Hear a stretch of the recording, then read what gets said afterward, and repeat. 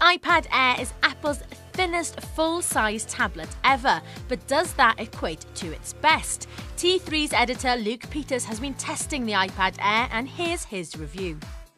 Let's start with the size and build. At 6.9mm, the Sony Xperia Tablet Z remains the slimmest tablet in the world, but Apple has managed to shave almost 1.5mm off the iPad 4's unibody aluminium girth and almost 2cm off its width.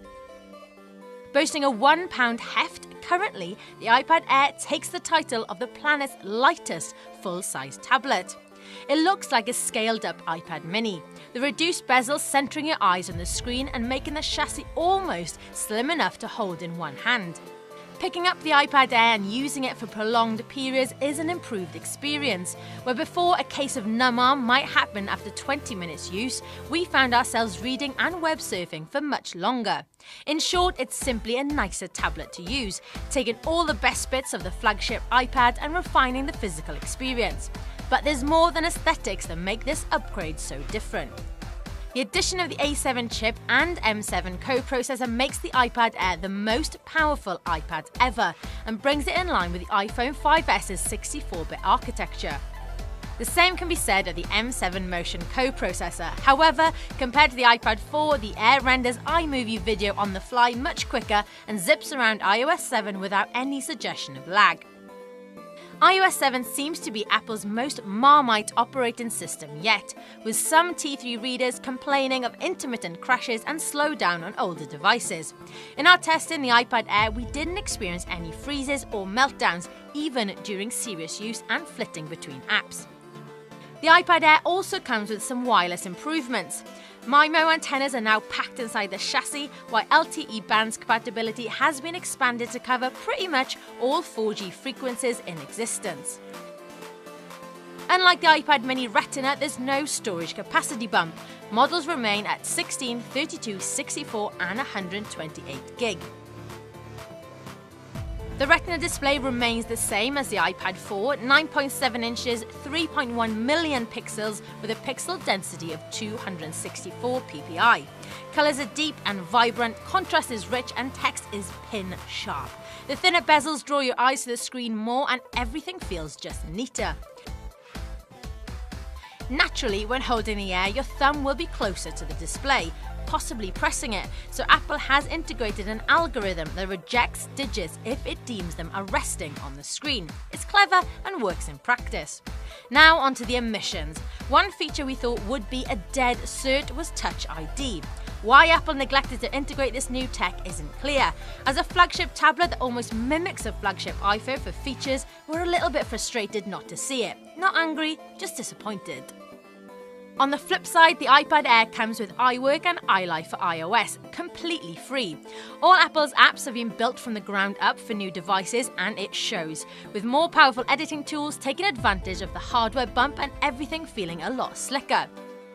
Another mystery with this update is why Apple didn't upgrade the rear-facing 5-megapixel camera to the excellent 8-megapixel optics found in the iPhone 5S.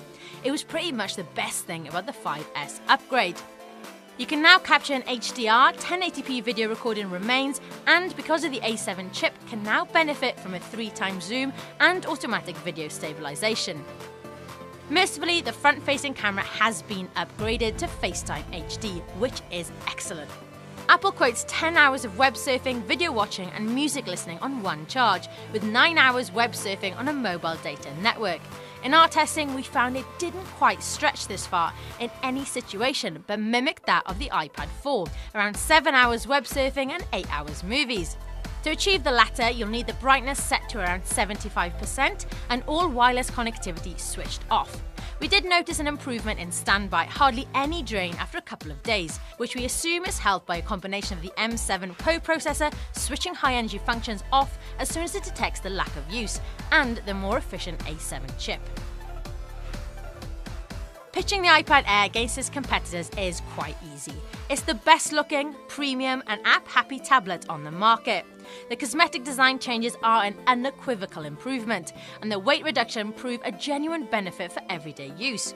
We'd hoped for a better camera and Touch ID tech, but the 64-bit processor improvements mean it'll cope with anything you throw at it for some time. The battery seems to have improved a touch too. If you can justify a 4G contract, then plump for that. Web speeds were at times faster than our home broadband connection.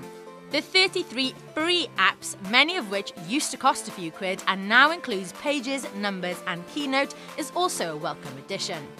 But is it worth upgrading from an older iPad? For those without a Retina screen, yes, you wouldn't believe how you coped without it. For those who do a heavy chunk of tablet-based FaceTime, then the HD upgrade makes real difference. For those who carry theirs around all day, then yes, you'll really notice the slimmed down size and weight. As ever, the model you go for will depend on the price. Paying £739 for the top-end Wi-Fi and 4G version seems mad, considering you can buy a 128GB 11-inch MacBook Air for £110 more. However, focusing specifically on the tablet sector, it's not just our favourite Apple tablet, it's our favourite tablet ever. Until, of course, we get our hands on the Retina Mini. To read the full review, please click the link in the annotation and subscribe for more Apple, iPad and tech videos.